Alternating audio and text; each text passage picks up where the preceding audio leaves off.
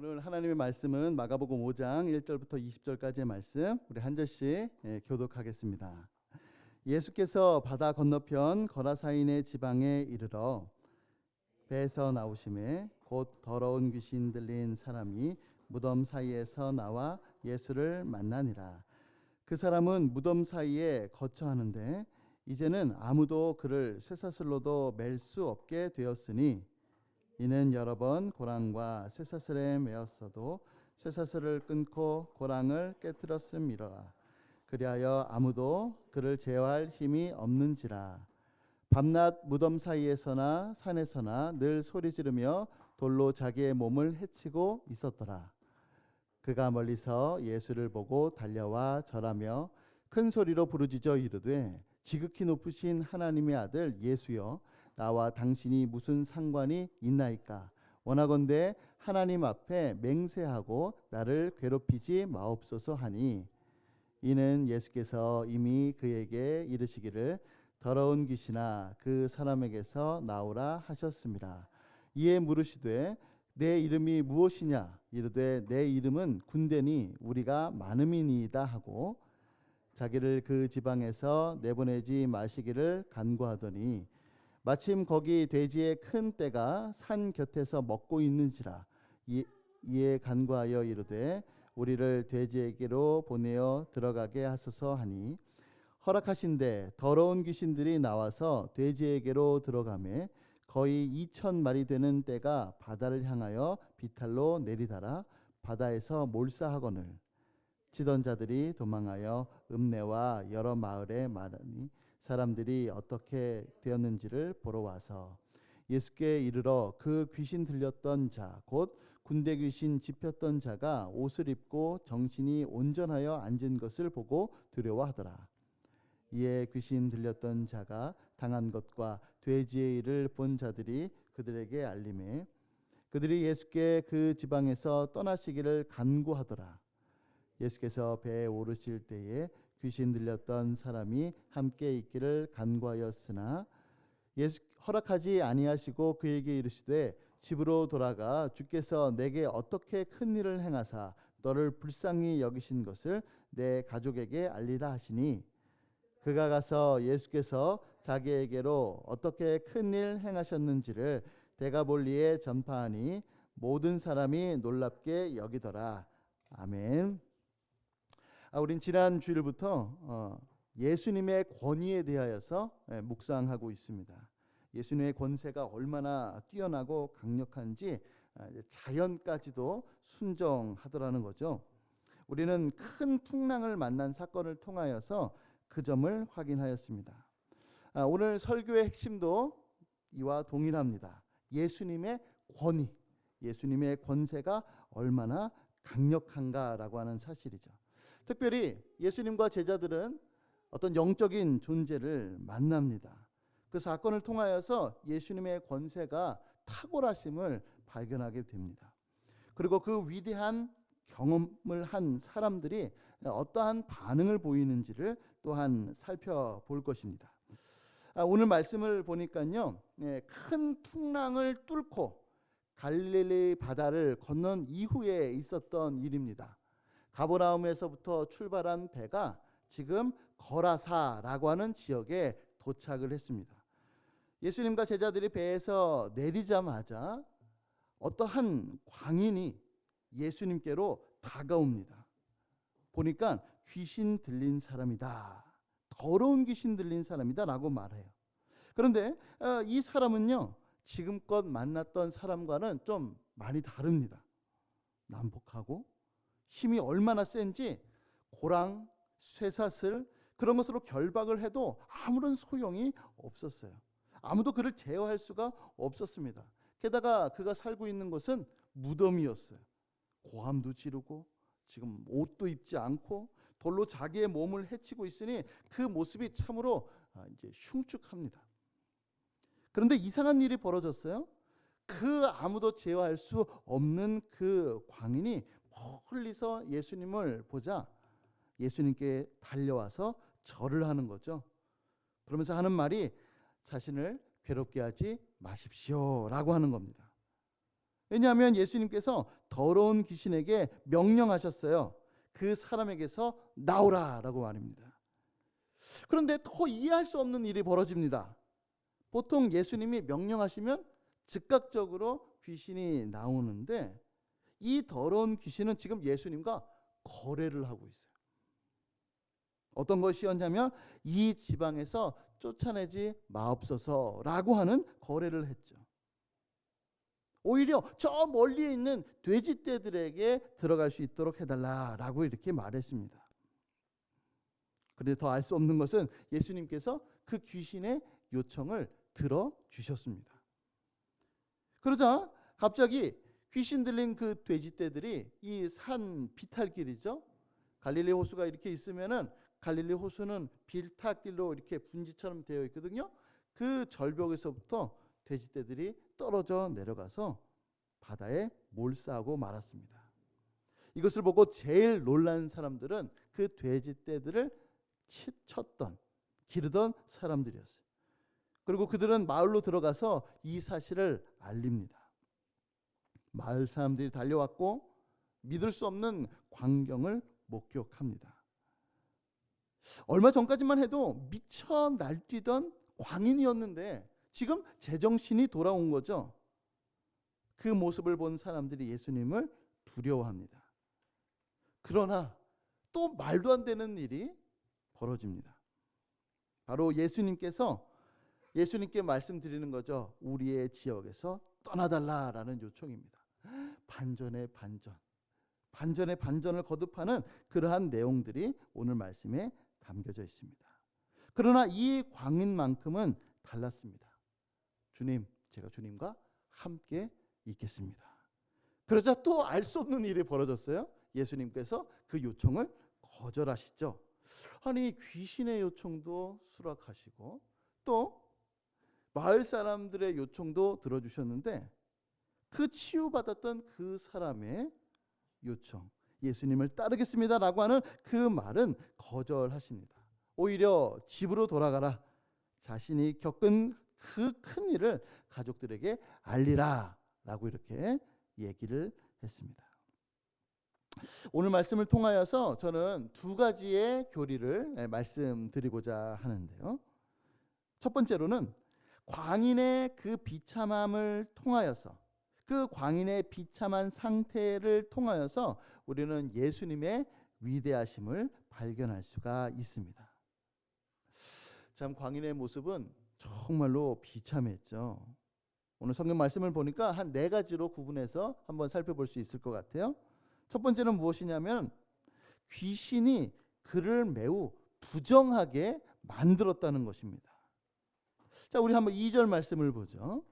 2절 말씀을 보면은 귀신의 특징이 뭐라고 나와 있냐면 더러운 귀신, 그러니까 부정한 귀신이다 이렇게 말합니다. 또 3절을 보면은요, 그가 거처하는 곳이 무덤이죠. 율법을 보면 시체나 무덤을 만지는 자는 부정하다라고 말씀합니다. 그러니까 지금 부정한 귀신에게 사로잡혀서 부정한 곳인 무덤에 살고 부정한 시신을 만질 수밖에 없는 그런 매우 비참한 모습인 것이죠. 두 번째 비참함은 무엇이냐면 귀신이 그를 지금 억압하고 있다는 것입니다. 이 광인에게 있어서는 자신의 삶이 없습니다. 더러운 귀신이 그의 인생을 지금 좌지하고 있죠. 그런데 더 비참한 모습은 무엇이냐면 사람들조차 그를 억압하려고 한다는 겁니다. 고랑과 쇠사슬로 묶어두려는 거예요. 그래서 참 이 아이러니한 모습입니다. 뭐냐면 귀신이 그를 사로잡아서 왔다 갔다 하고 자기의 삶이 없어요. 그것이 싫어서 사람들이 그의 모습을 또 쇠고랑으로 또 찹니다. 이렇게 하나 저렇게 하나 그의 삶은 늘 항상 억압당하는 상태, 자유롭지 못한 그의 모습, 참으로 비참하죠. 세 번째 비참함은 그가 자기 자신을 자해한다는 겁니다. 5절 말씀을 한번 볼까요? 5절 말씀에 보니까 이렇게 말씀합니다. 밤낮 무덤 사이에서나 산에서나 소리를 지르며 돌로 자기의 몸을 해치고 있었더라. 자신의 몸을 소중히 다루기는커녕 자신의 몸을 망가뜨리고 있습니다. 옷도 입지도 않죠. 더러운 귀신이 이 광적인 상태로 그의 몸을 함부로 다룹니다. 우리가 잘 알다시피 그때 당시에 무덤은 돌로 되어 있잖아요. 그러니까 거기서는 돌이 굉장히 많습니다. 난폭하게 다뤘으니까 함부로 다뤘겠죠. 돌이 있는 데에서 이리 부딪히고 저리 부딪히고 상처도 나고 피부가 찢겨지고 피가 났을 겁니다. 치료는커녕 다친 몸을 거칠게 다뤘던 그 상태, 자기를 파괴하고 자해하는 그 상태가 바로 그의 비참한 상태였습니다. 네 번째 비참함은 무엇이냐면 그가 자기 자신뿐만 아니라 타인에게까지 피해를 주었다는 거죠. 광인은 어디로 가든지 소리를 질렀습니다.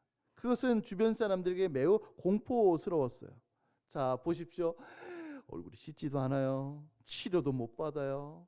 옷도 입지도 않아요. 힘은 또 엄청 세죠. 늘 소리를 지르죠. 이제 그것을 보는 사람들이 얼마나 기겁을 하겠습니까? 마태복음에 보면 이거 잘 나와 있는데요. 자, 우리 주보 안쪽에 보면 제가 인용 구절을 써놨습니다. 마태복음 8장 28절 말씀. 우리 한번 같이 읽어보겠습니다. 자, 시작. 그들은 몹시 사나워 아무도 그 길로 지나갈 수 없을 지경이더라. 자해하죠. 타인을 괴롭히죠. 그러니까 이 사람과 아무도 할 수 없는 그러한 비참한 상태였습니다. 하지만 이 광인이 예수님을 만남으로 그의 인생은 완전히 달라졌습니다. 15절의 말씀을 볼까요? 15절을 보니까 이렇게 말씀합니다. 예수께 이르러 그 귀신 들렸던 자 곧 군대 귀신 집혔던 자가 첫 번째 옷을 입고 두 번째 정신이 온전하여 세 번째 앉은 것을 보고 두려워하더라. 예수님께서 더러운 귀신을 쫓아내시자마자 정상으로 돌아왔습니다. 더 이상 부정한 곳에서 살지도 않고요. 귀신에게 억압한 상태에서 자유를 얻게 되죠. 자신을 해치지도 않고 이제는 정상인처럼 옷을 입습니다. 다른 사람에게 피해를 주려고 이리저리 다니면서 소리를 지르지 않고 지금 가만히 앉아 있어요. 한 걸음 더 나아가서 이 사람에게 있어서는 정상인의 삶과 동시에 새로운 인생이 펼쳐졌습니다. 그에게 악령이 사로잡혔는데 악령이 떠나갔으니 성령이 그의 인생을 다스리고 있는 것은 너무나도 자명하죠. 또한 그에게 새로운 사명이 생겼습니다. 바로 예수님께서 주신 사명이죠. 주님께 받은 그 큰 일, 그것을 전파하라고 하는 것입니다. 여러분, 이 모든 게 예수님을 만났기 때문에 가능했습니다. 참으로 이 비참한 인생 그 삶이 예수님을 만남으로 완전하게 변화된 것이죠. 어느 누구라도 이와 같은 변화를 상상이나 했을까요? 귀신에게 매여 있는 그 모습, 그러니까 자기 자신도 그것을 포기했을 거예요. 가족들과 마을 사람들은 엄두도 못 내서 그저 방치만 했습니다. 그러나 위대하신 예수님께서 오셔서 그를 정상인으로, 아니요, 새 사람으로 바꾸셨습니다. 광인의 삶이 참으로 비참하고 정말로 비참했는데 그 비참한 모습이 예수님을 통하여서 밝히 새로운 삶으로 되는 모습을 보면서 정말로 예수님은 위대하시구나. 예수님의 그 권위와 능력과 권세는 정말로 탁월하시는구나 라고 하는 것을 발견할 수가 있습니다. 두 번째로는 더러운 귀신의 그 막강한 능력, 그것을 통해서 예수님의 위대한 권세와 권위를 발견할 수가 있습니다. 제가 서두에 말씀드렸다시피 지금까지 만났던 귀신, 그 귀신들과는 비교할 수 없을 만큼 광인을 사로잡았던 귀신은 정말로 달랐습니다. 아마 모르긴 몰라도 다른 귀신 들린 사람들은 아마 사람들이 통제했을 것 같아요. 그런데 지금 이 귀신은 사람들이 통제하지 못합니다. 제어할 수 없는 상태죠. 아무리 힘센 장사라도 아마 쇠사슬을 끊지를 못할 겁니다. 그러나 이 광인에게는 쇠사슬이 마치 지푸라기처럼 그렇게 되어 버렸습니다. 자, 그러면 이 더러운 영은 왜 이렇게 힘이 막강했던 것일까요? 우리 9절 말씀을 볼까요? 우리 9절 말씀을 보니까 이렇게 나옵니다. 이에 물으시되, 예수님께서 물어보시죠. 내 이름이 무엇이냐? 이르되 내 이름은 군대니 우리가 많음이니이다. 알고 보니 이 광인에게 들어간 귀신의 수가 매우 많았던 겁니다. 예수님 당시 로마 군대의 규모, 한 군이라고 얘기하는데 그 군은 대략 한 6천 명 정도 되었다고 그래요. 물론 이제 그 숫자는 어떤 군대, 어떤 지역, 어떤 군부대의 특성상 숫자가 다르기 때문에 정확하게 이 군대 귀신이 6천 정도 됐을 거다, 그렇게 이제 할 수는 없습니다. 중요한 것은 이제 많다는 것이죠. 하지만 우리가 눈여겨봐야 될 것은 무엇이냐면 단순히 많다는 것이 아니라 그 더러운 영들이 군대로 존재한다는 겁니다. 조직적으로 움직이고 완전 무장을 하고 일사불란하게 움직이고 지휘체가 있는 매우 막강한 세력을 가지고 있는 군대 귀신이라는 거죠. 게다가 이 군대 귀신은요, 계략이 굉장히 뛰어납니다. 돼지떼에 들어간 그 군대 귀신은 그것들을 다 몰살시켜 버리죠. 그러자 어떤 일이 일어났죠? 거기 있는 사람들이 예수님을 거부해 버립니다. 그리고 결국 예수님은 그곳을 떠나시죠. 아마 그 군대 귀신은 처음부터 그것을 노렸을 거예요. 왜 예수님께서 그것을 허락하셨는지 우리가 다 알 수는 없지만은, 그러나 예수님의 허락으로 봤을 때는 그 군대 귀신은 그 지역에 남아 있고 예수님은 오히려 그 지역을 떠나는 굉장히 아이러니한 상황이 벌어지죠. 아마 이 군대 귀신의 계략이 보통이 넘는 것 같습니다. 그러나 예수님의 능력과 지혜는요, 그 군대 귀신의 능력과 지혜를 훨씬 더 능가합니다. 군대 귀신이 아무리 막강한들 예수님을 만나자마자 어떻게 했죠? 즉시로 다가와서 납작 엎드리죠. 그리고 예수님의 말씀 한마디에 군대 귀신은 그 사람의 몸에서 나을 수밖에 없었습니다.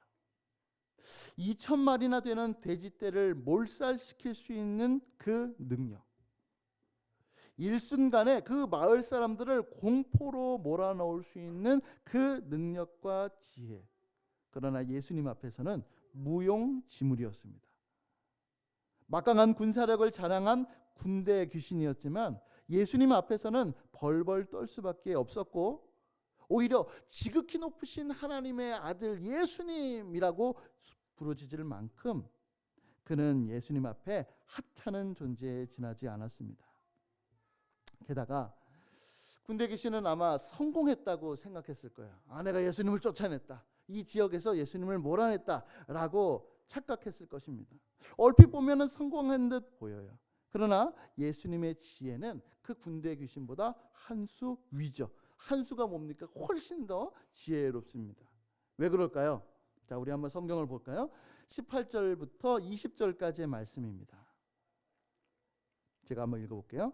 예수께서 배에 오르실 때에 귀신 들렸던 사람이 함께 있기를 간구하였으나 허락하지 아니하시고 그에게 이르시되 집으로 돌아가 주께서 내게 어떻게 큰 일을 행하사 너를 불쌍히 여기신 것을 내 가족에게 알리라 하시니, 그가 가서 예수께서 자기에게 어떻게 큰 일 행하셨는지를 데가볼리에 전파하니 모든 사람이 놀랍게 여기더라.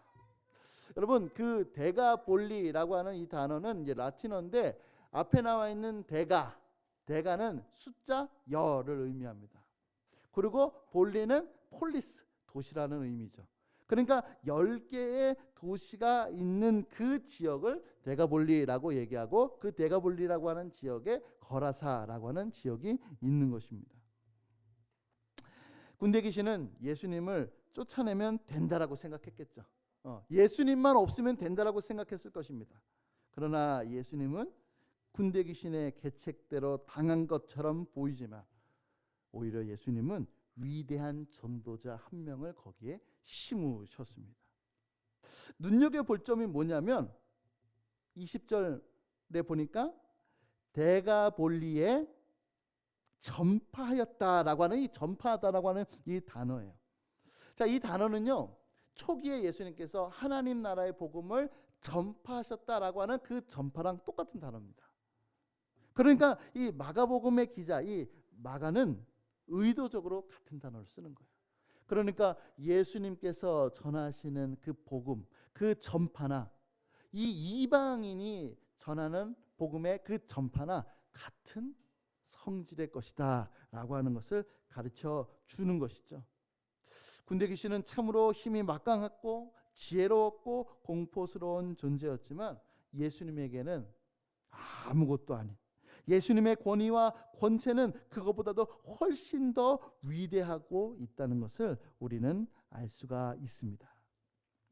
저는 이 말씀을 통하여서 우리에게 몇 가지 적용을 한번 해보도록 할게요. 첫 번째로는 한 영혼의 가치, 참 한 영혼을 가치 있게 생각하시는 예수님을 우리는 만나야만 합니다. 여러분, 돼지 한 마리의 값이 얼마 정도 할 것 같으세요? 제가 한번 찾아보니까 대략 한 60만 원 정도, 60만 원 좀 못 미치는 정도예요.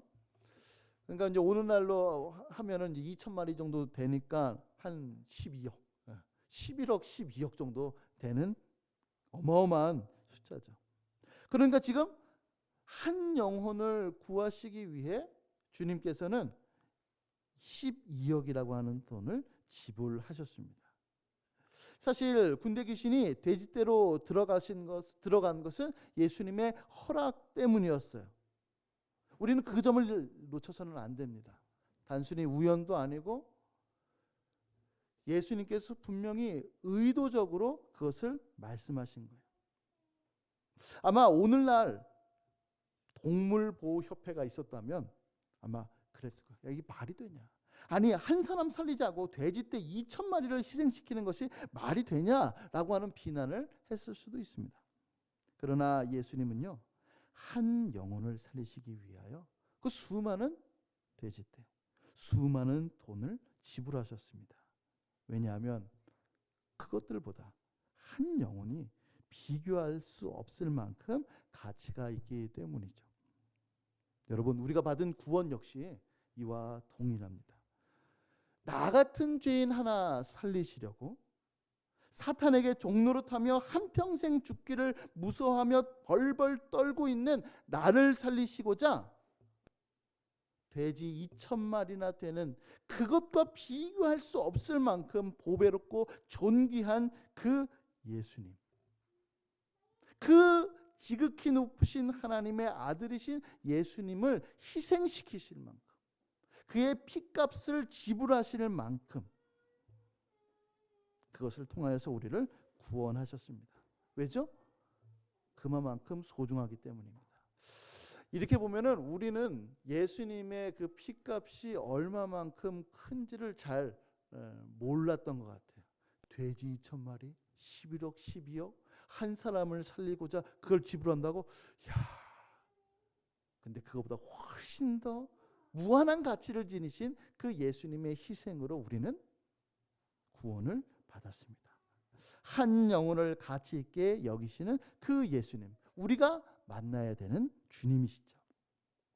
두 번째는 많은 재물보다 위대하신 예수님을 우리는 취해야만 합니다. 여러분, 그곳 주민들이 왜 예수님을 거부했나요? 아니, 그 아무도 막을 수 없는 그 미친 사람을 예수님께서 치유하셨는데 왜 그들이 예수님을 떠나기를 간청했나요? 16절과 17절에 자세히 나오죠. 볼까요?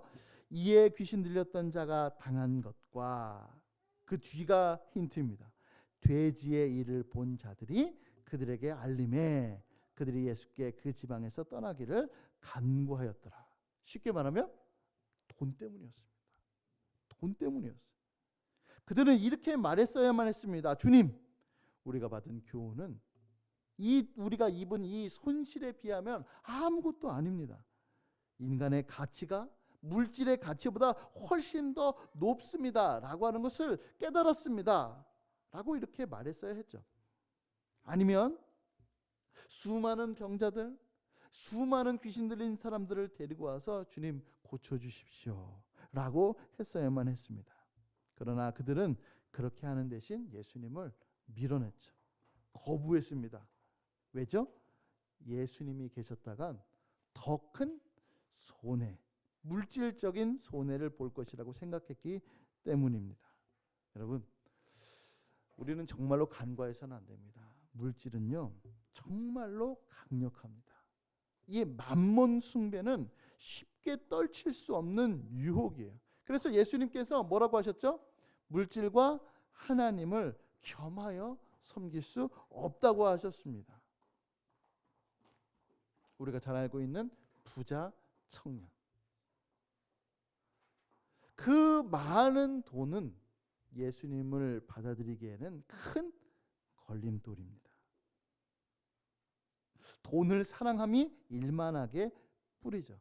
그래서 어떤 이제 그 주석가는 뭐라고 하냐면 마귀는 우리 안에 있는 욕망, 돈을 사랑하는 그 욕망이 자기의 운전대다 이렇게 표현을 했습니다. 그러니까 우리 안에 있는 그 돈을 사랑하는 그 욕망을 가지고 사람들을 조종하는 것이죠. 왜냐하면 물질적인 손해를 보기 싫어하기 때문입니다. 그럼에도 불구하고 주 예수보다 더 귀한 것은 없는 줄로 믿습니다. 예수님이야말로 밭에 감추어진 보화죠. 질그릇에 담긴 보배입니다. 선지자 학개는 이 예수님을 멀리서 바라보면서 이렇게 예언했어요. 우리 한번 인용 구절을 볼까요? 학개서 2장 7절 말씀입니다. 학개서 2장 7절 말씀 우리 다 같이 한번 읽어보겠습니다. 자, 시작. 또한 모든 나라를 진동시킬 것이며 모든 나라의 보배가 이르리니 내가 이 성전의 영광이 충만하게 하리라. 만군의 여호와의 말이니라. 아멘. 물질보다 모든 나라의 보배, 모든 나라가 사모할 그 예수님, 그 예수님이 훨씬 더 귀합니다. 그 예수님이 있음으로 인하여서 성전은 그 영광이 충만하게 되는 것입니다. 그 예수님을, 물질이 아니라 그 예수님을 우리는 취하기를 예수님의 이름으로 축복드립니다. 세 번째로는요, 수천의 원수들이 우리를 덮치지 못하도록 위대하신 예수님께 의탁하기 바랍니다. 성경에 보면은 한 더러운 영이 어떤 지역 전체를 관할하기도 하고 또 여러 사람들을 또 지배할 수 있는 것처럼 나옵니다.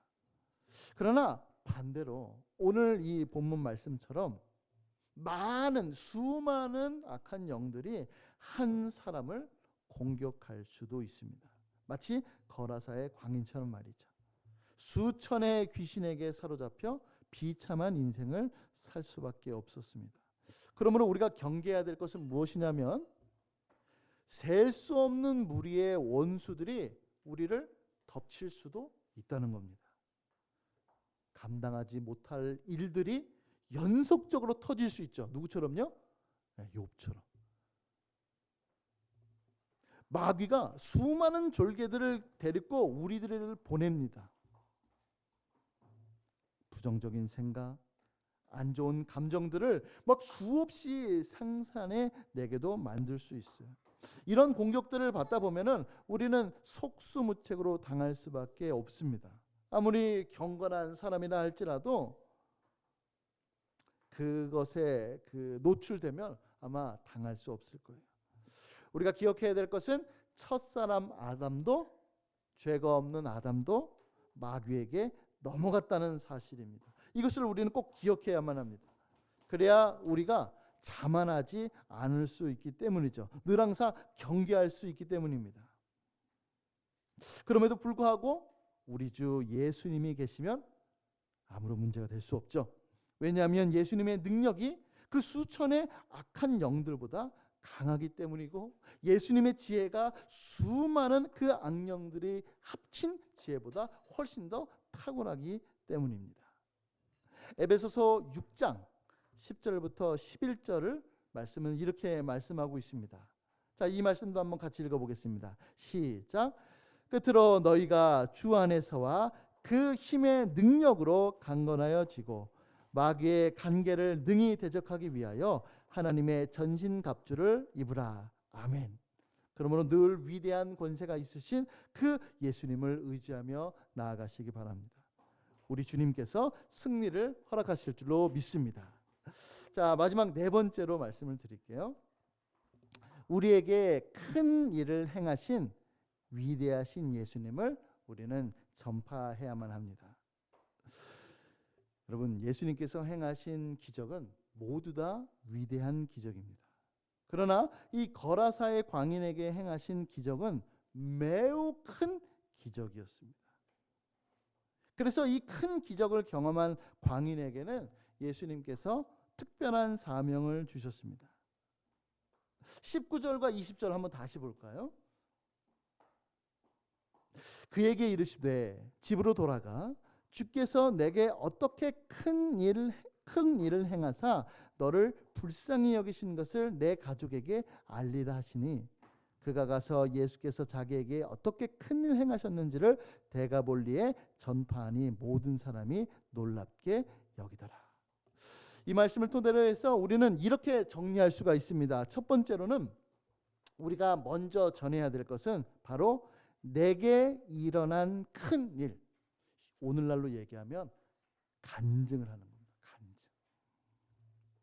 내가 만난 예수님, 내게 역사하신 예수님, 나 같은 사람도 만나주시고 바꿔주신 예수님, 그 예수님을 전하는 겁니다. 그리고 난 다음에 우리는 내가 만난 그 예수님이 성경에 나와 있는 그 예수님임을 또한 전하는 것이죠. 여러분, 이 점을 꼭꼭 기억하시길 바랍니다. 만약에 성경에 나온 객관적인 예수님을 우리가 전한다면, 그것만 전한다면 우리의 말에는 힘이 없을 거예요. 왜입니까? 우리가 경험을 못해서 그래요. 우리가 경험을 못해서 그렇습니다. 제가 예전에도 한번 말씀을 비유를 든 적이 있는데, 여기에 호랑이 그림이 있어요. 그 호랑이 그림을 보면서 얼마나 무섭게 그렸을 거예요. 그렇죠? 진짜처럼 그렸겠죠. 그런데 그 호랑이 그림을 보면서 오금이 저리는 사람은 없습니다. 왜냐하면 경험해보지 못했기 때문에. 마찬가지입니다. 분명히 그 호랑이의 모습을 이 사실 그대로 표현했지만 그것을 경험한 것과 차이가 있는 것처럼 우리 역시도 마찬가지입니다. 예수님께서 성경에 나와 있는 그 말씀 그대로의 그 예수님을 우리는 경험해야지 그 예수님을 전할 수 있는 것이죠. 우리의 말에 힘이 있는 것입니다. 반대로 내가 만난 예수님만 전하면 또 하나의 극단, 잘못된 예수님을 전할 가능성이 있습니다. 왜냐하면 주관적인 체험이 그 안에 들어가기 때문이죠. 그러므로 우리는 둘 다를 겸비해야 됩니다. 뭐냐면 객관적인 예수님, 성경에서 말씀하고 있는 그 객관적인 예수님과 그 말씀을 경험한 주관적인 그 예수님을 우리는 전해야만 하는 것이죠. 또한 우리가 전할 것은 먼저 예수님입니다. 우리 19절, 아까 읽은 19절 중간쯤 다시 한번 볼까요? 예수님께서 뭐라고 하시냐면 집으로 돌아가 주께서, 이렇게 나오죠. 주께서 행하신 일을 전하라고 합니다. 그런데 이제 누가복음에 보면 이 주께서는 하나님께서라고 이렇게 기록이 되어 있어요. 그러니까 이 마가복음에서 말하는 주께서는 실질적으로는 하나님인 것을 우리는 알 수가 있습니다. 그러나 정작 고침받은 사람이 전한 것은 누구였냐면 20절 말씀. 20절 보니까 이렇게 나오죠. 그가 가서 누굴 전했어요? 예수께서 자기에게 행하신 그 일을 전파했습니다. 분명히 예수님은 하나님이 하신 일을 전하라고 했더니 이 광인은 예수님께서 하신 그 일을 전파한 것입니다. 여러분, 우리는 복음을 전할 때 삼위일체 하나님을 전해야죠. 성부 하나님, 성자 예수님, 성령 하나님 모두를 전해야만 합니다. 그러나 우리가 먼저 전해야 할 분은 바로 예수님입니다. 왜냐하면 예수님을 통해서 하나님께로 돌아오는 것이 하나님의 뜻이기 때문에 그렇습니다. 예수님을 믿음으로 하나님을 믿는 것이 주님의 방법이고, 주님의 그 인격, 그러니까 예수님의 그 인격 안에 성부 하나님의 영광이 있음을 깨닫도록 하는 것이 하나님의 방식입니다. 예수님 안에서 하나님의 신령한 복을 누리는 것이 하나님의 그 계획인 것이죠. 그러므로 우리가 전해야 될 것은 바로 예수님입니다. 예수님을 전하면 성부 하나님도 성령 하나님도 우리는 같이 전할 수가 있게 되는 것입니다. 세 번째로, 마지막 세 번째로는 우리가 전할 것은 바로 그분의 긍휼하심입니다. 자, 우리 19절 한번 다시 볼까요? 19절 말씀. 주께서 내게 어떻게 큰 일을 행하사 너를 불쌍히 여기신 것을 내 가족에게 알리라고 말씀합니다. 여러분, 광인이 전한 것은요, 그에게 일어난 일만 전한 것이 아니었습니다. 왜 그 큰 일을 그가 겪었는지, 경험했는지 그 이유 역시도 전했습니다. 제가 비유를 한번 들어볼까요? 이제 엄마가 아이에게 이제 맛있는 음식을 해줘요. 그럼 이제 친구들에게 이제 자랑합니다. 와, 우리 엄마가 이것도 해주고 저것도 해주고 내 생일날에는 이렇게 해줬다. 그러자 어떤 아이가 친구가 물어보죠. 그래? 근데 왜 해주셨는데? 그러자 이 아이가 말해요. 우리 엄마가 나 엄청 사랑하거든. 나 엄청 좋아하셔. 그러니까 해주셨지. 라고 대답을 합니다. 마찬가지예요. 여러분, 나를 위하여서 십자가에서 흘리신 그 예수님을 전하십니까? 너무 잘하셨어요. 예수님이 지금도 살아계시고 나와 동행하시고 나를 위하여서 지금도 중보하고 계시고 언제나 어느 때나 나를 돌봐주고 계신다는 것을 전하십니까? 너무나도 잘하시는 겁니다. 그러나 우리는 거기에 한 걸음 더 나아가서 하나를 더 증거해야 합니다. 왜 그런 일을 행하셨냐면 나를 너무 사랑하시기 때문에, 나를 긍휼히 여기시고 불쌍히 여기시고 나에게 인애가 너무나도 많으시기 때문이다 라고 전한다면 우리는 최고의 전도가 될 것입니다. 우리가 잘 아는 말씀입니다. 요한복음 3장 16절, 우리 마지막으로 인용 구절 읽어보고 마치도록 할 건데요. 요한복음 3장 16절 다 같이 읽어보겠습니다. 시작. 하나님이 세상을 이처럼 사랑하사 독생자를 주셨으니 이는 그를 믿는 자마다 멸망하지 않고 영생을 얻게 하려 하심이라. 아멘. 왜 독생자를 주셨냐면 사랑해서. 왜 그 광인을 고쳐주셨냐면 그를 불쌍히 여기셔서. 주님의 마음과 주님께서 행하신 그 일을 동시에 전하는 것, 그것이 바로 우리가 행해야 하는 것입니다. 우리 사랑하는 이끄는 교회 성도 여러분, 또 오늘 우리 교회를 방문하신 여러분, 예수님께서는 정말로 위대하신 분입니다. 그분의 권세와 권위는 모든 피조물보다 뛰어나며 영적인 존재들, 특별히 사탄의 군대까지도 다스리고 제압하시는 그 뛰어나신 분이십니다. 그 예수님께 가까이함이 우리의 복인 줄로 믿습니다. 이 예수님을 만나고 경험하고 그 예수님을 우리 안에서 새롭게 되기를 예수님의 이름으로 간절히 축복합니다. 아멘.